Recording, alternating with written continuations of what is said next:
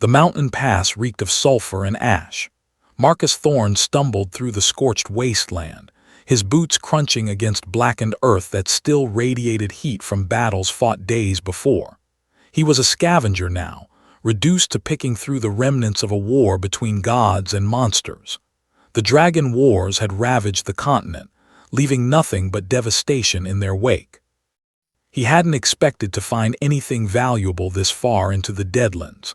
Most scavengers avoided the northern peaks, where the most ferocious battles had taken place. But Marcus was desperate. Winter approached, and without coin or supplies, he wouldn't survive another month. That's when he heard it, a sound that didn't belong in this graveyard of cinders and bone. A labored breath, wet and rattling, echoing from behind a collapsed cliff face. Marcus approached cautiously, his hand instinctively reaching for the rusted dagger at his belt. As he rounded the massive boulder, his breath caught in his throat. A dragon lay dying before him. It was magnificent even in death. Scales of deep crimson and gold caught the fatting sunlight, shimmering like molten metal. The creature was perhaps 60 feet from snout to tail, though it was hard to tell with its body twisted awkwardly among the rocks. One wing spread across the ground, tattered and torn. The other was pinned beneath fallen stone. Blood, thick and luminescent like liquid starlight, pooled beneath its massive form. The dragon's eye, golden and intelligent, fixed upon Marcus with an intensity that froze him in place. He should have run. Every instinct screamed at him to flee. Dragons were divine beings, forces of nature that humans had no business approaching. Even a dying one could incinerate him with a final breath. But Marcus didn't run.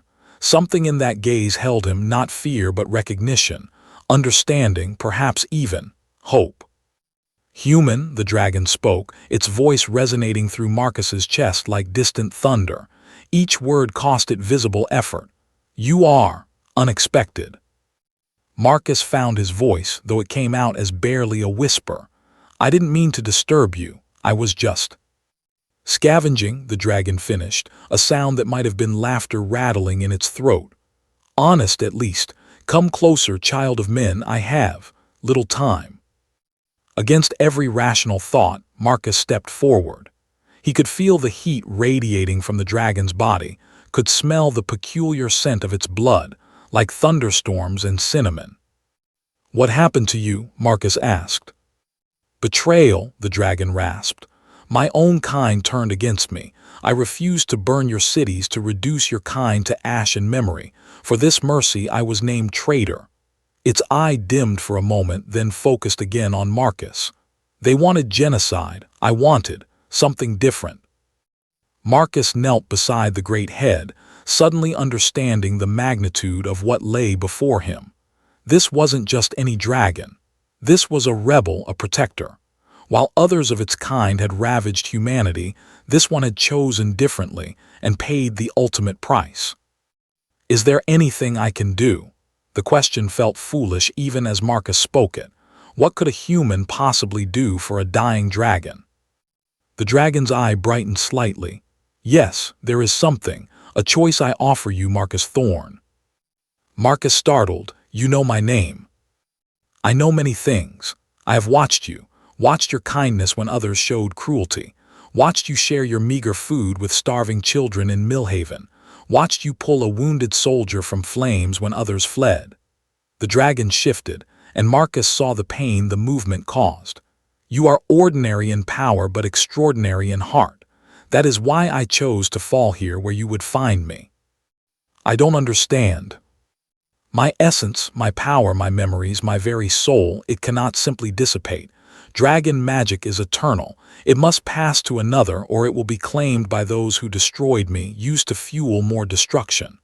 The dragon's breathing grew more labored. I offer it to you, my gift, my burden, my legacy. Marcus shook his head, backing away slightly. I'm nobody, I can't. You are exactly who must bear this. The dragon's voice grew urgent. In moments I will die. My power will erupt like a star. It will either find a host or explode, taking miles of land with it. But more than that, if you accept, you can fight them. The others. You can protect your kind from what is coming. What's coming? The final burn. In 1 month, the Dragon Council will unleash fire upon every human settlement simultaneously. Total extinction. They fear humanity's growing strength, your potential. They will not wait for you to threaten them. The dragon coughed, and Marcus felt spray of that luminescent blood on his face, burning like hot wine. But with my power, you could stop them. You could be the bridge between our kinds, or the weapon that saves yours. Marcus looked at the dying creature before him, at the intelligence and sorrow in that golden eye. He thought of the children in Millhaven, of the farmers trying to rebuild, of his sister in the coastal towns who wrote him letters about her newborn son he'd never met. "Will it hurt?" he asked quietly. The dragon's expression, if such a massive reptilian face could have expressions, softened. "Tremendously. You will burn from within, your body will reshape itself. Your mind will flood with memories of centuries. You may go mad. You will certainly wish for death." It paused. "But you will survive, and you will be more than human, more than dragon, something new, something necessary." Marcus closed his eyes, took a deep breath, and made his choice. "Tell me what to do." "Simply place your hands upon my heart and say these words. I accept your flame, your wisdom, your duty. Let your fire become mine." The dragon shifted its massive head closer to Marcus. "Thank you, brave one. Perhaps there is hope yet." Marcus moved to where he could see the dragon's chest rising and falling with increasingly shallow breaths.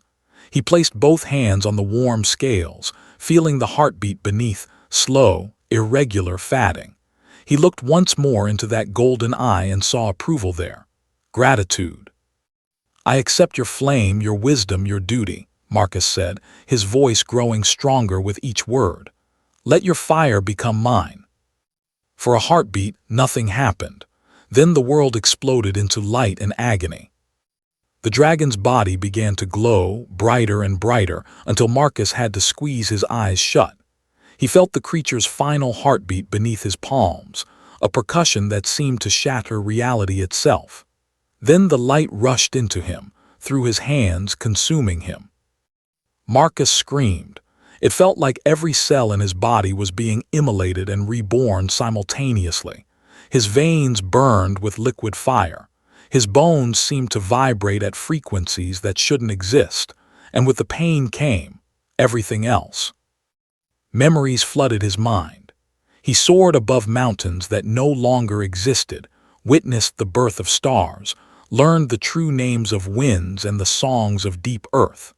He saw through the dragon's eyes as it chose mercy over massacre, saw the faces of other dragons as they condemned it, felt the wounds that brought it to this mountain pass. And the power, oh gods, the power. It surged through him like an ocean breaking through a dam, vast and terrible and beautiful. He felt his body changing, adapting, becoming a vessel for something it was never meant to hold. Marcus didn't know how long it lasted. It could have been seconds or hours. But eventually, the burning faded to a manageable inferno, and he opened his eyes. The dragon's body had turned to ash and dust, already scattering on the mountain wind. But Marcus remained, kneeling where he'd been, forever changed. He looked at his hands. They appeared normal, but when he concentrated, he could see traces of gold beneath his skin, like veins of light. When he stood, he felt different, stronger, more aware. He could sense the heat signatures of animals in the rocks around him, could feel the electromagnetic fields of the approaching storm, could taste the minerals in the air. And in his mind a presence remained.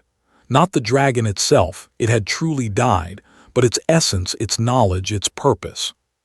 "Thank you," Marcus whispered to the ashes. "I won't waste this gift."